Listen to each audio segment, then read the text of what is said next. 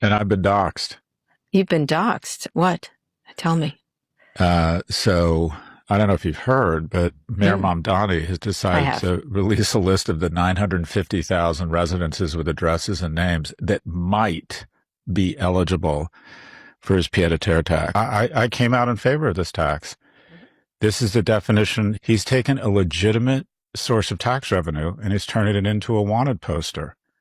And the question I would have is, other than trying to identify and imply these people have done something wrong, why is he doing this? What exactly did you expect? Let's just all take a listen. Did he just say that he voted for the billionaire tax? And now he's somehow confused. Okay, this tells me a number of things. Professor and podcast host Scott Galloway has been one of Mondami's strongest supporters. When he encountered nervous New Yorkers who were very anxious and unsure about electing a socialist, he came to the rescue to say that this is just progressive social policies and that it's a good thing. This week, he finds his own name and address published on Mamdami's searchable database of over 950,000 names who are subject to his pied-à-terre tax. The thing.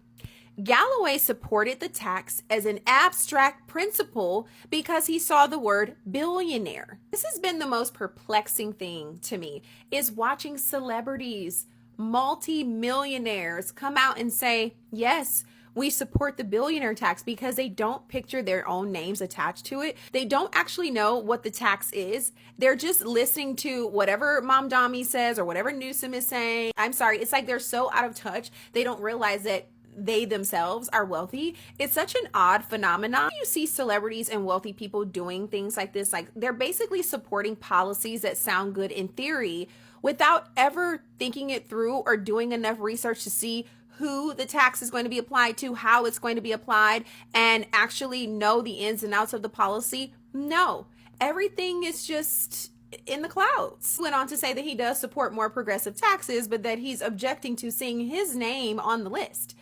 Okay, I don't understand. What's the problem? If you support the tax, then this should be no surprise to you. How do you support a tax that you don't understand?